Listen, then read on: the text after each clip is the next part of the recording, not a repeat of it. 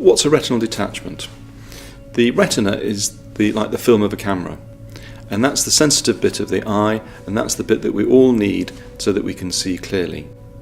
What can happen is that the vitreous gel within the eye can detach away from the retina. It can pull on the retina, pull a hole in the retina, and then fluid will pass through that hole and lift the retina away from the wall of the eye. It then stops working, and then the vision, it becomes very significantly affected. If a retinal detachment isn't treated, then the vision will be lost. So it's very important to diagnose this early and instigate treatment early. And the treatment consists of finding the hole in the retina, flattening the retina, and then applying some form of either laser or freezing treatment which causes scarring around the hole to close it off and to stop fluid gaining access to underneath the retina. Retinal detachment surgery, or should be better known as retinal reattachment surgery, is now extremely effective, and 95% of people the retina will be reattached with one surgical procedure.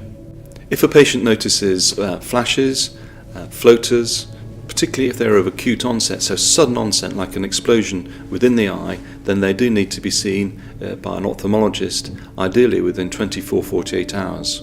Because what may have happened is the vitreous has detached, it's pulled a hole in the retina, but the retina has yet to detach, and therefore it may be possible to apply either the freezing treatment or the laser treatment to effectively spot weld the hole in the retina and prevent progression to a retinal detachment.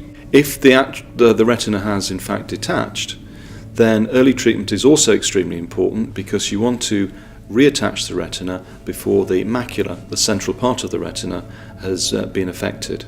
If it is affected, that can severely interfere with vision, but if you catch it before that has occurred, then there's an extremely good chance of the patient maintaining very good vision. Early treatment is a key to success in retinal reattachment surgery.